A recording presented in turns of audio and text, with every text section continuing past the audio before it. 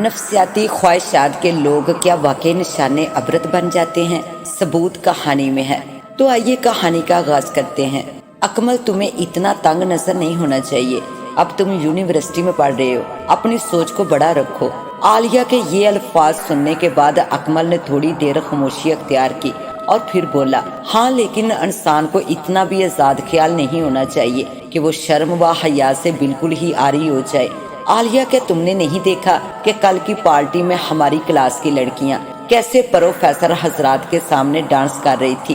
عالیہ خاموشی سے اکمل کی باتیں سن رہی تھی۔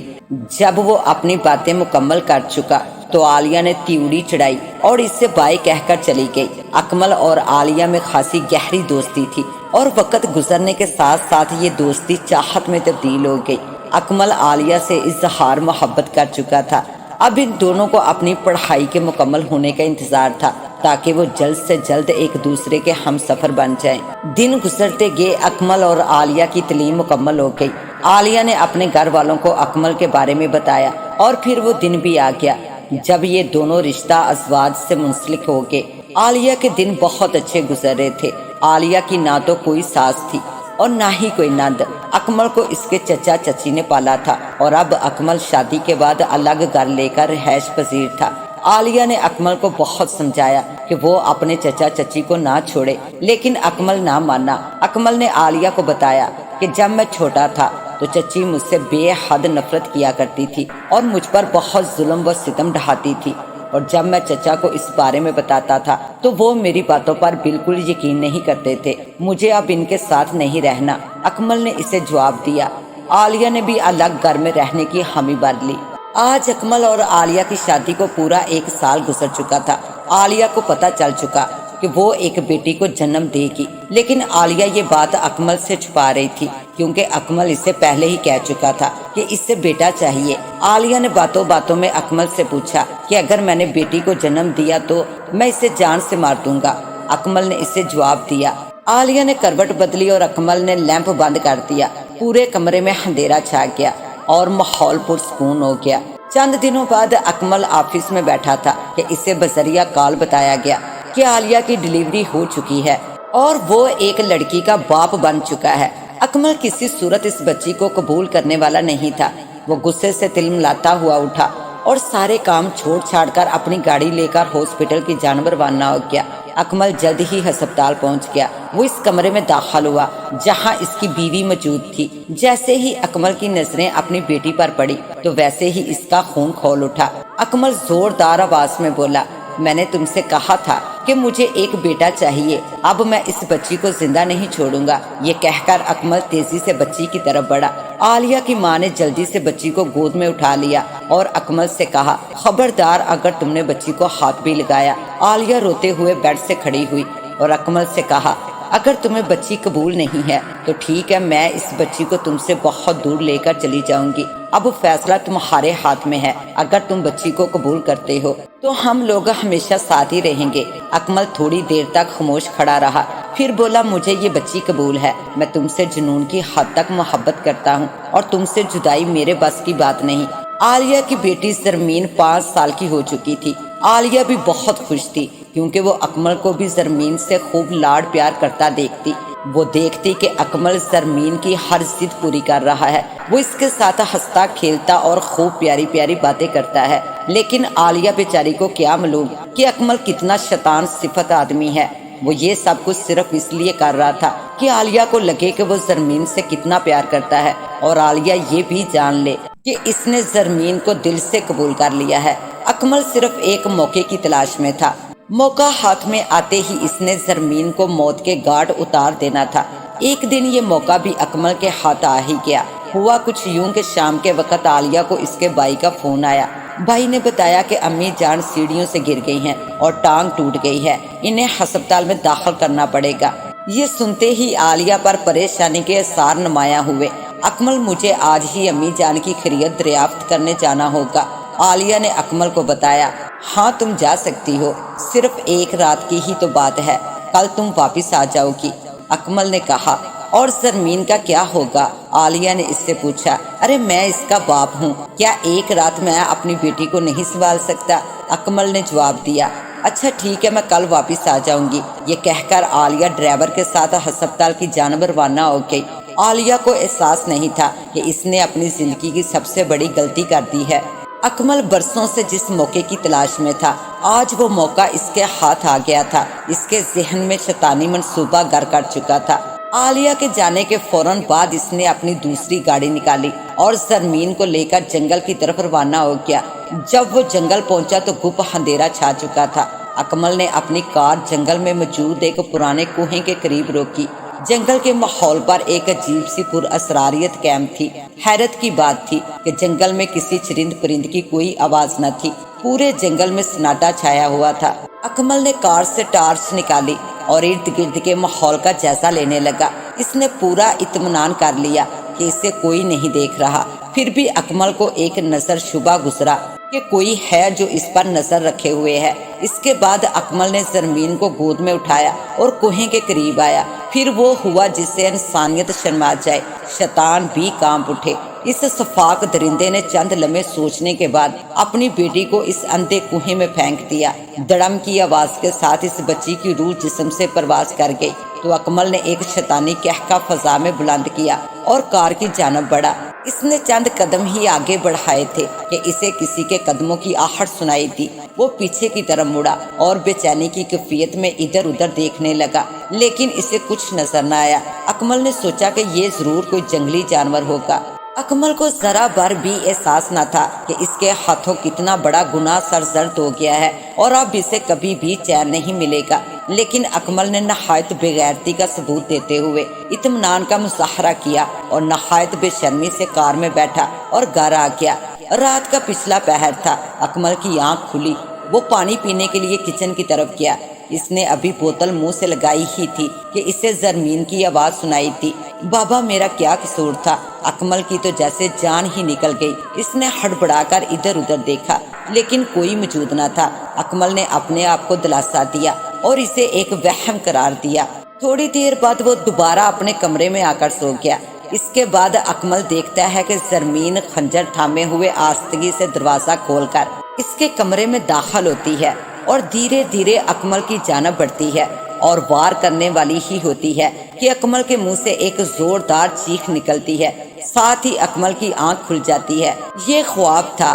اچانک اکمل کو کمرے کے باہر سے ایک روتی ہوئی نسوانی آواز سنائی دیتی ہے۔ اکمل ایک دم بیڈ سے اٹھا اور باہر کی جانب چل دیا۔ اکمل نیچے پہنچا اور دیکھا کہ کوئی نہیں ہے اور رونے کی آواز کو اپنے دماغ کا فطور سمجھا۔ اچانک اسے پیچھے کی جانب سے ایک آواز سنائی دیتی ہے، بابا میرا کیا قصور تھا؟ اکمل نے پیچھے مڑ کر دیکھا تو اس کے پاؤں تلے سے زمین نکل گئی۔ یہ تو زرمین ہے۔ اکمل یہ کہہ کر بے ہوش ہو کر فرش پر گر پڑا۔ اکمل اپنی آنکھیں کھولو، یہ کیا ہو گیا ہے تمہیں؟ عالیہ کے الفاظ اکمل کے کانوں میں گونج رہے تھے۔ اکمل ہوش میں آیا تو اس نے خود کو اپنے کمرے میں موجود پایا۔ اکمل کے دائیں جانب عالیہ بیٹھی ہوئی رو رہی تھی اور بائیں جانب عالیہ کا بھائی حیرانگی کے عالم میں کھڑا تھا۔ تم کچھ بولتے کیوں نہیں؟ کیا ہوا تھا تمہارے ساتھ؟ اور زرمین کہاں ہے؟ عالیہ نے اکمل کے ہوش میں آتے ہی اس کے سامنے سوالوں کی لمبی فہرست لگا دی۔ اکمل نے اپنا دماغ چلایا اور ایک من گڑھ کہانی عالیہ کے سامنے پیش کی۔ اکمل نے بتایا کہ کل رات تمہارے جانے کے بعد گھر میں ڈاکو گھس آئے تھے۔ جب انہیں گھر میں کسی قسم کا پیسہ نہ ملا تو زرمین کو اغوا کر کے لے گئے اور کہا کہ ہمارے فون کا انتظار کرنا، اور جاتے جاتے پسٹل میرے سر پر مار کر بے ہوش کر گئے۔ یہ سن کر عالیہ کے حواس جاتے رہے۔ عالیہ زور زور سے چلانے لگی، مجھے میری زرمین واپس چاہیے۔ عالیہ کا بھائی بولا، ہمیں پولیس کی مدد لینی چاہیے۔ یہ سنتے ہی اکمل تلملا اٹھا، نہیں ہمیں پولیس کو کچھ نہیں بتانا چاہیے، وہ لوگ بہت خطرناک ہیں اور ہماری زرمین کے ساتھ کچھ بھی کر سکتے ہیں، میں خود ہی کوئی نہ کوئی راستہ نکال لوں گا۔ اکمل غصے میں بولا۔ رات ہونے کو آئی اور دوبارہ اکمل کے کانوں میں زرمین کے رونے کی آواز گونجنے لگی۔ اس کا پورا جسم پسینے سے تار ہو چکا تھا۔ عالیہ نے جب اکمل کی یہ حالت دیکھی تو کہنے لگی، اکمل یہ آپ کو کیا ہو رہا ہے؟ اکمل نے جواب دیا، کچھ نہیں، میری طبیعت خراب ہے۔ 3 دن گزر گئے، نہ اغوا کاروں کا کوئی فون آیا اور نہ زرمین کی کوئی اطلاع مل سکی۔ عالیہ کا رو رو کر برا حال تھا، ادھر اکمل بھی پوری طرح بدحال تھا۔ اب صبح ہو یا شام، آفس ہو یا گھر، اسے وقتاً وقتاً زرمین کے رونے کی آواز سنائی دیتی تھی اور ساتھ ہی زرمین بولتی، بابا میرا کیا قصور تھا۔ عالیہ کے بے حد اصرار پر اکمل کو مجبوراً اس کے ساتھ پولیس اسٹیشن جا کر زرمین کے اغوا ہونے کی رپورٹ درج کروانا پڑی۔ شام کا وقت تھا، آسمان پر گہرے بادل چھائے ہوئے تھے، اندھیرا بس چھانے ہی والا تھا۔ اکمل آفس سے گھر کی طرف لوٹ رہا تھا کہ اس کا گزر اسی جنگل سے ہوا جہاں اس شیطان صفت نے اپنی بیٹی کو کنویں میں پھینک کر ہلاک کر دیا تھا۔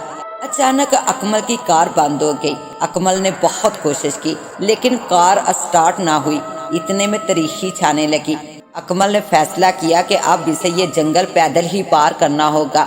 اکمل نے اپنی گاڑی کو سڑک کنارے پارک کیا اور گاڑی سے ٹارچ نکالی اور آہستہ آہستہ آگے قدم بڑھانے لگا۔ ابھی کچھ وقت ہی گزرا ہوگا کہ تیز ہوا چلنے لگی اور ساتھ ہی ساتھ ہلکی بارش بھی شروع ہو گئی، جس سے جنگل کے ماحول پر ایک عجیب پر اسراریت قائم ہو گئی۔ اکمل کو اپنے قدم بھاری پڑتے ہوئے معلوم ہوئے۔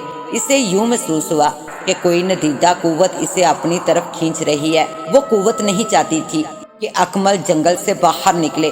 تھوڑی دیر بعد اکمل کے راستے میں جنگل کا وہ پرانا کنواں آ گیا جس کنویں میں اکمل نے اپنی بیٹی کو پھینکا تھا۔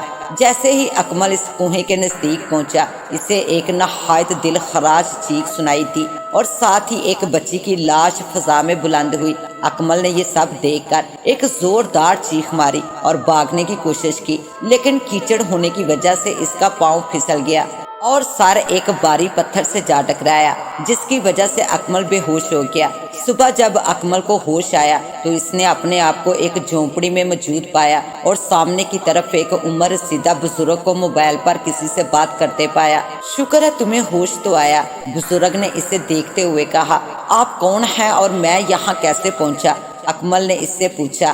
بزرگ نے جواب دیا، بیٹا میں یہاں کا رہائشی ہوں اور پیشے سے ایک لکڑہارا ہوں۔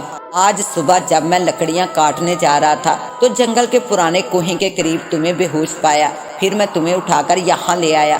بزرگ نے اکمل سے پوچھا، بیٹا تم بتاؤ تم کون ہو اور یوں بے ہوش کیسے پڑے تھے؟ اکمل نے جواب دیا، میں کل رات جنگل سے گزر رہا تھا کہ میری کار خراب ہو گئی، پھر میں نے جنگل کو پیدل عبور کرنے کا فیصلہ کیا، لیکن بارش کی وجہ سے کیچڑ تھی، میرا پاؤں پھسلا اور سر ایک پتھر سے جا ٹکرایا، جس کی وجہ سے میں بے ہوش ہو گیا۔